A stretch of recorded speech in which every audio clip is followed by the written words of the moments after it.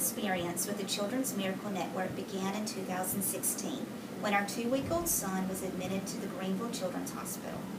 After several days of tests, including an EEG, it was determined that Camden was having seizure after seizure.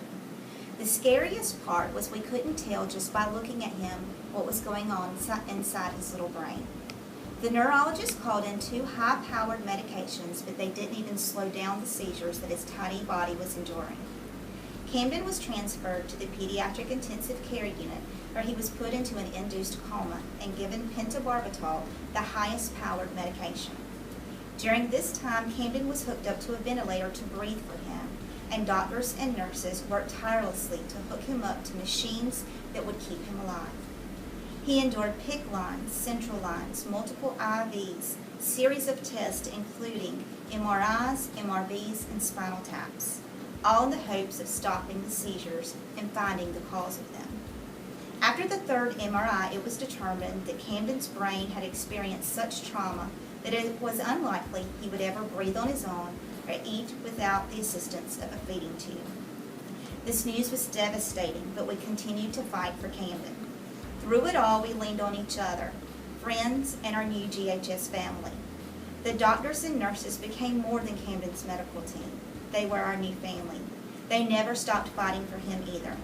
I remember how discouraged I would be when the team of residents would park their carts filled with medical books and computers right outside Camden's door.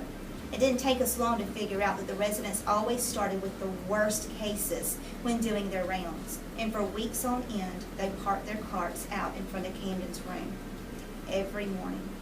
Our nurses helped us focus on the good things during those times. His kidneys were finally functioning well. The blood gas was back to where they wanted it. No more transfusions were necessary at this time, and his collapsed lung was finally getting better. Camden's nurses took care of our entire family. They would bring us breakfast and call to check on Camden even when their shift was over. They worked tirelessly to care for Camden and to give us the support that we needed. The PICU pit, as I call it, is a scary place to be, but having nurses and doctors who truly care and love your child certainly makes all these difficult news easier to swallow. Camden was blessed to have this support system when it came to his medical team. The memory that sticks out in my mind the most is the day that Camden was supposed to come off the ventilator. The doctors had already prepared us for the possibility that he might not be able to breathe on his own. This was the scariest and most difficult decision that we had to make as parents, but we wanted what was best for our sweet baby, even if that meant removing the vent and letting him go. That morning, nurses, doctors, and therapists rushed to finish charting and checking on their patients.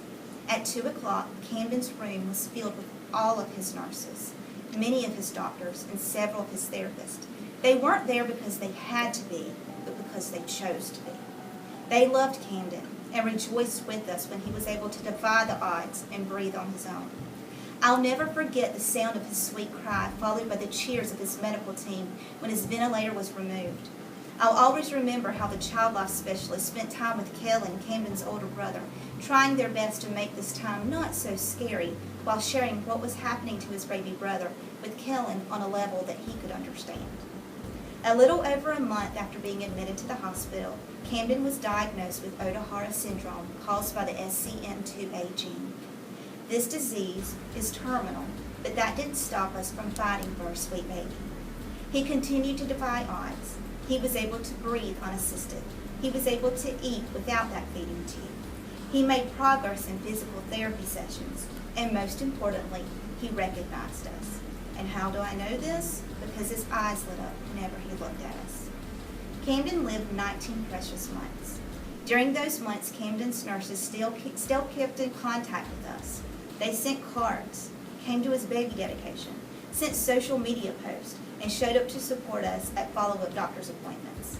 It was because of them that we were able to bring Camden home and make special memories with him. I'll never be able to truly show my gratitude to the Children's Miracle Network and Greenville Children's Hospital for going above and beyond, for making a difference, for loving my Camden.